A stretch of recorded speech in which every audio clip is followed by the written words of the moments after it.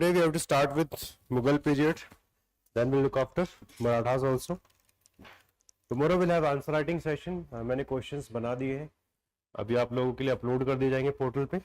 तो कोशिश करके कल 5 ही बनाए हैं, कल लिख के लेके आना. We'll have a discussion and tomorrow we'll cover one topic that is of Bhakti movement. तो कल उसको cover करेंगे side by side. So let us start.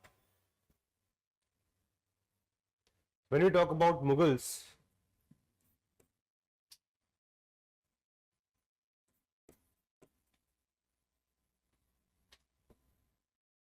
one thing should be very clear. The establishment, it starts from 1526. This is the first battle of Panipat. Okay. It has two phases. The first phase, it belongs till the end of the death of Aurangzeb, till 1707. Then we have the later Mughals from 1707, which will continue and it will end by 1858, where the last Bahadur Shah Jafar will be sent to Myanmar or Rangoon. Okay, so whenever we talk about Mughals, this is what you have to remember. If we talk about important personalities, it starts with Babur. Babur was the most important one. After Babur, we have his son Humayun. The meaning of the word Humayun is fortunate, but he was the most unfortunate personality. After him, we have Sher Shah. Sher Shah was able to defeat him in 1540. Roughly, you can see it from here also. Babur ruled for roughly 4 years, and during his time, he was only engaged in battles. So he could not establish any kind of administration. So lots of challenges were left. But Humayun was not the right personality to lead the charge in the future. And he was somebody who was trying to create an idealistic form of sovereignty by dividing it with his brothers. So we'll look after कि कैसे इनके दोस्त लोगों ने या भाइयों ने इनको कैसे धोखा दिया, one after the other. But anyway, from 1540 till 1555, for 15 years, he was residing in Persia. And from Persia, he got the support from the Shah, and with the period of them, he was able to capture Afghanistan, and then he came towards India. He was able to win eventually, and then from 1556 onwards, we see the rule of Akbar, the most important highlight of the rule of Mughals in India. That belongs to him. Thereafter, we see Jahangir. Jahangir was more focused on painting, more focused on enjoying the luxuries of life, और कुछ ज़्यादा focus किया नहीं. Then comes Shahjahan. Shahjahan focused on two things. Number one, increasing the overall territory of the dominion, and second, architecture specifically. And as all of us know, the wonder of the world, Taj Mahal, it was built by Shahjahan. Then comes the last phase from 1658 onwards, and here we have is Aurangzeb. So Aurangzeb and Akbar, both of them, they have roughly 50 years reign. But the kind of policy that they pursued, they are very contrast to each other. So we'll look after that also. So our purpose for us today is more about understanding the Mughals. कि Mughals ने क्या क्या important activities करी India में, उनको समझेंगे. And side by side, we'll also see the areas from where UPSC is asking questions. So if we see the Mughals, policies are asked on a regular basis. Okay, the policy of Akbar. Akbar has policy of Rajput, religious policy, Deccan policy. ऐसी बहुत सारी policies है different rulers की. तो policies पे बहुत question पूछते हैं. Second, they ask question even on administration. So we'll have a look at that also today. कैसा administration था इनका, मनसबदारी system, all that. They also ask question about decline. Within decline, questions are also asked on Aurangzeb. What was his responsibility? Which was responsible for the decline of Mughals? तो ये सारी चीजें हमने आज discuss करनी है. तो चलिए स्टार्ट करते हैं. Starting with the first ruler itself. So we have to again start with the end of Delhi Sultanate. Okay, but उससे पहले एक बार छोटी सी हिस्ट्री देखते हैं बाबर की, his own history. So Babur, as we know, he was from which area? Central Asia. And in Central Asia, we had the domination of Uzbek. आज भी हमारी country है Uzbekistan, right? So these are the one who were dominating this area. They were follower of Sunni form of Islam. While if we go towards Iran, who were dominating them? Safavid, and they were the follower of Shia. They were the follower of Shia. So these dynasty plus if we go towards further west, which rule was there? Ottomans. हमने बात भी किया था सबसे पहली वाली class में. Okay, the Ottomans were able to capture Constantinople in 1453, and from here we see the development of the Ottoman Empire. As a result of this equation, he was not able to increase his strength in the area of Samarkand as well as Fargana. In fact, he had dreamed of doing what Timur has done. He wanted to go towards India, but only capture it and then come back. However, this plan changed. Why the plan changed? Because he has already lost Samarkand as well as Fargana. So after losing them, he realized चलना है तो फिर हम India permanently ही चलते हैं ना, plan change कर लेते हैं सब कुछ कहानी. So as a boy of 11 he inherited the throne of Samarkand, है ना, as a 11-year old from his father. As there were enemies all around him, he lost his throne but soon reclaimed it. But soon he realized that the powerful Safavid dynasty in Iran, Uzbek in Central Asia, he should rather turn toward the southeast, towards India. So as he had lost his original homeland, okay, he was very emotional about it, but at the same time he was practical enough to come towards India, where he realized that the overall politics is going towards a decline. And if we see the rule of Ibrahim Lodi was not liked by people, okay, of his court, or his nobles also did not like him. So what he did, he started going towards the area of Punjab. In fact, 1526 is the final showdown. Before that, he was able to capture some of the area. Like see, 5 years during this time, 1519 to 1524, he had already invaded Bhera, Sialkot as well as Lahore. So he was completely ready. It was not like that he came out of the blue. एकदम से मन किया चलो आज की आज पानीपत में लड़ाई करेंगे. It's not like that. First he created bases for himself, and then after conquering both Kabul, Ghazni, Punjab area, he was able to create the right kind of circumstances in which he could lead the empire building process in India. Now the whole opportunity, this opportunity came because one of the noble, and his name was Daulat Khan Lodi. सारी दौलत खराब करवा दी बाद में. A principal opponent of Ibrahim Lodi, he was his uncle. Rana Sanga, it is also said, was also in support of this. Why? Because he was ruler of Mewar. He himself wanted to increase his dominion, and he thought that if Babur will come just like Timur, then the whole kingdom will be up to him, because he was a strong personality. Plus even some of the other chiefs of Rajput confederacy were also in this favor. So invitation आया, he was already ready with everything. He got the invitation. When he marched on India, he first defeated Daulat Khan Lodi. Daulat Khan Lodi had promised that he was going to help him, but he did not. बाद में घूम गए थे कि मुझे नहीं करना है ये सब ना. But eventually he defeated him at Lahore, and then he eventually moved towards the rest of India. So if we see the history of Babur, Babur was a bit unfortunate during the early times of his career. He lost Samarkand, he lost Fargana, then he came back to the area of Afghanistan. He was able to capture this area of Afghanistan, and then he went towards Punjab from 1519 to 1524. For 5 years he lived in this area, and then eventually when he got the opportunity, invitation came from Daulat Khan Lodi, Rana Sanga, and some of the other chief of the confederacy also. So all of them, they came together, and then eventually we have the showdown. This showdown, as we all of us know, is the first battle of Panipat.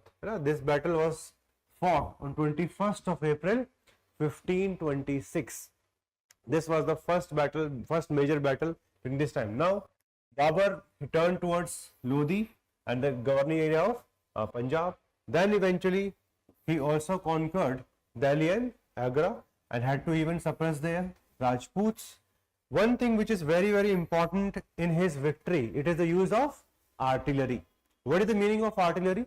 So artillery is an army unit that uses large cannon-like weapons, transportable and operated by more than one person. As we were discussing yesterday, gunpowder was already there in Indian subcontinent. But one thing which was missing is the use of artillery on large scale. Okay, and that is what it was used by hand, and it was eventually, अगर इसकी history देखो gun powder की, first it was invented by the Chinese, then through Chinese it went to Europe, and eventually we see the spread of gunpowder in rest of the part of the world. And in India we have no instances of artillery being used in war before Babur. तो ये ध्यान रखना. When UPSC make questions, 2015 में question पूछा गया था, that Babur introduced gunpowder in India prelims में, which was wrong because gunpowder पहले से था. Only one thing was not introduced, and that was artillery. So remember, next time around कभी prelims में क्वेश्चन आए तो आपको clarity रहनी चाहिए इस एक चीज की. When he was fighting, he used two specific techniques. उसको ये बोलते हैं Rumi and तुगलुमा.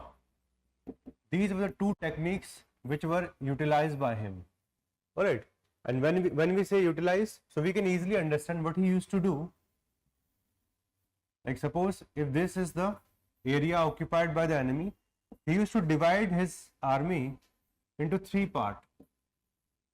Okay, in between, because naturally if they are going to have distance, the army can enter into this area, which could be relatively difficult for them to manage. That's why this area they used to block, and here they used to keep the artillery.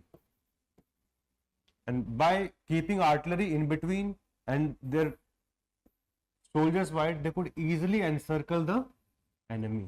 So these two techniques of Rumi and Tukluma were utilized by him in the warfare, and they became the standard from now onwards. Artillery को बीच में रखो, soldiers को widely position करो, and army को encircle कर लो. This is how what he used to do, and these techniques were known as Rumi and Tukluma. These were utilized by Babur when he came to India. Okay, plus fire bombs.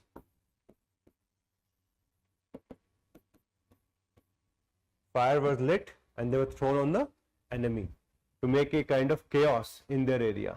So these kinds of new techniques, use of artillery, they define our first battle of Panipat.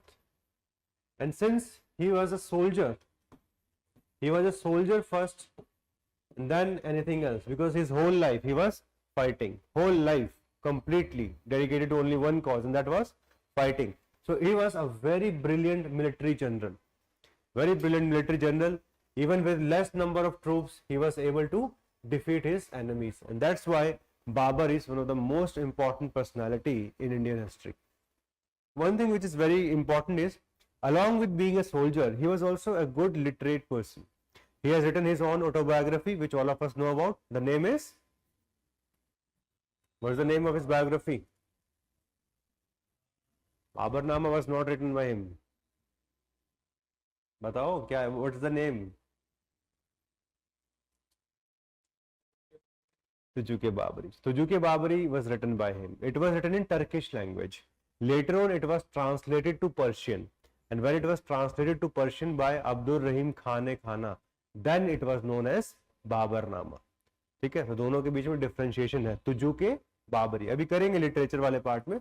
But anyway, he was a literate person, and in whole of medieval India, the manner in which he has written his autobiography, there are historians who say that if you don't want to use any other source for the whole years of Babur, then also it is fine, because he is completely honest in his approach. ऐसा नहीं कि बड़ा चढ़ा के चीजें लिख दी, जैसे हर्ष चरिष्ठा में है, इधर उधर की कहानियां लिख के उसको ग्रेट बना दो. या फिर if you see the inscriptions of Samudragupta, he has done something extraordinary, but his autobiography is having completely, it is very truthful in nature. जहाँ जीते वहाँ जीते, जहाँ हारे वहाँ हारे. He is even confessing the problems faced by him, okay, of with respect to drinking, etc., and how he's saying now I'm giving it up, I have to fight in India. He likes some parts of India, he dislikes many of the things with respect to India. Oh, everything is mentioned by him in Tujuke Babari. That's why he is considered as the prince of autobiography. जिसने पहली बार इतनी अच्छी autobiography लिखी है पूरे medieval India में, सबसे अच्छी ऑटोबायोग्राफी किसने लिखी है? तो इन्होंने खुद लिखी है. इनके बाद जहांगीर भी लिखेंगे. Jahangir has also written his autobiography. इतना वेल नोन नहीं है, but he has written that also, but it is not comparable to him, and he has written in Turkish language. Later on, the main language it's going to become Persian, तो Persian है, but he was Turkish. After Battle of Panipat, ऐसा नहीं था कि इनकी जिंदगी आसान हो गई थी. He had to again fight, and this time the main enemy was Rana Sanga. Rana Sanga of Chittor, he was the main enemy at this point of time. So he decided to take Rana Sanga of Chittor, who as a ruler of Mewar had strong influence over both region of Rajasthan as well as the Malwa region of Madhya Pradesh. दोनों के ऊपर उनका बहुत बड़ा hold था.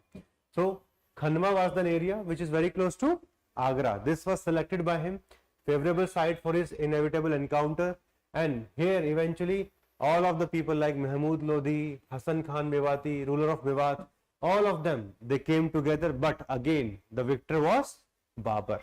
So Babur was able to defeat this confederacy which was created of the Rajputs along with the previous losers of the Lodi regime. With strategic position of forcing and effective use of again artillery, he was able to defeat. This victory was followed by the capture of the forts at Gwalior. So now more area came under his control. Dholpur as all of us know, it is in Rajasthan. It further strengthened Babur's position. Next year, हर साल एक fight है इनकी. Then 26, 27, 28. Next year comes the Battle of Chanderi. So for prelims, please remember these facts. Okay. The next significant battle that we have, it is his supremacy over the Malwa region, and here he defeated Medini Rai at Chanderi. So 26 we have Panipat, 27 we have Khanwa, 28 we have Chanderi, and in 29 also we have one more battle. Do you know the name? Battle of Ghagra, 29.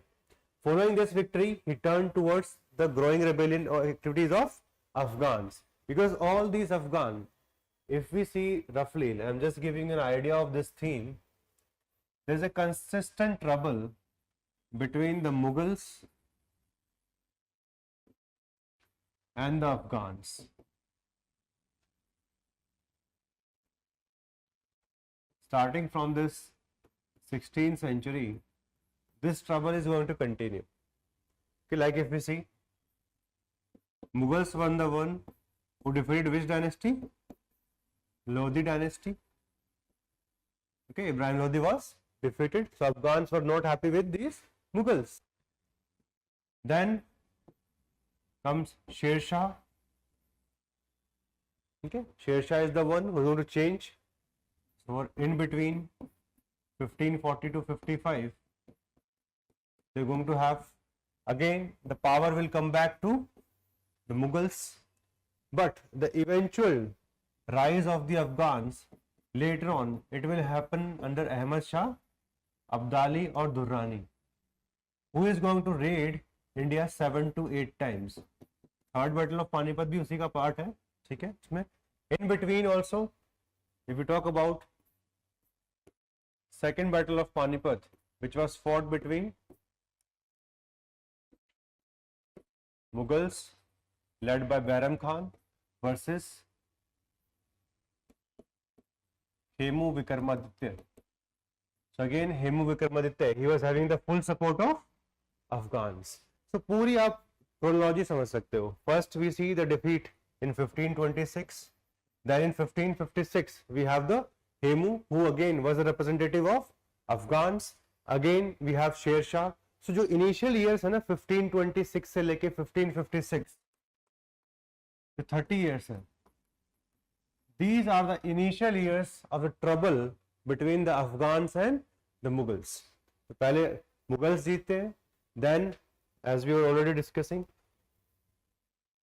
in the battle of Khanwa, the Afghans were defeated. Okay, then comes the battle of Gagra. तो कभी अगर कोई analytical question आपके पास आ जाए, okay, that from 1526, the period between the two battles of the first two battles of Panipat was marked by hostilities between Mughals and Afghans. So 30 years के लिए. तो उसमें दूसरा कौन सा आएगा? Battle of Gagra. So it is not just Battle of Panipat, Battle of Panipat, then Battle of Khanwa, because there also the Afghans were against Babur. Then we have the Battle of Gagra. In this Battle of Gagra, Mahmud Lodi and Sultan Nusrat Shah, okay, both of them, they came together against Babur. है ना? तो fight चलती जा रही है year by year. 1526 first battle of Panipat, 1527 battle of Khanwa, again the Afghans are against him. 1529 Gagra, again they are against him. Afghan, if we see the rise of Sher Shah, it's not immediate in 1540. His rise starts from this time itself. In fact, there is a story there's a story where Babur had already realized कि वो एक military camp में थे towards the eastern part, and he could see that कि जो अगला जो सबसे बड़ा threat बनेगा for his son Humayun, it is going to be Farid Khan, and this Farid Khan eventually became Sher Shah Suri. तो समझ लेता है जनरल की कौन अच्छा जनरल है, कौन अच्छा लीड कर सकता है. So that's how from experience they learn. But anyway, ये जो fight है between the Mughals and the Afghans, it's going to continue till 1556, in which in the second battle Hemu Vikramaditya is going to lose again to Bairam Khan. And here also in 56 they were very close to victory. सिर्फ एक stray arrow आके उनकी आंख में लग जाता है, and after that we see the flight of the Afghan army. So eventually these 30 years completely instability is there. Please understand 1526 to 1556. तो ये एक कंसेप्चुअल क्लैरिटी बहुत जरूरी है, बिकॉज ये चीजें एनसीईआरटीज में नहीं मेंशन की जाती कि अफगान्स और मुगल्स के बीच में राइवलरी चल रही है. They are telling us everything but trend नहीं समझा पाते ढंग से. तो ये चीज आप लोगों को अच्छे से समझनी है, because whenever we talk about stability, phases of stability, instability, these phases are dependent upon the relationships of nobility. तो nobility को हमें तरीके से बनाना पड़ता है. So that's why Afghans were not given very prominent positions initially because of the lack of trust.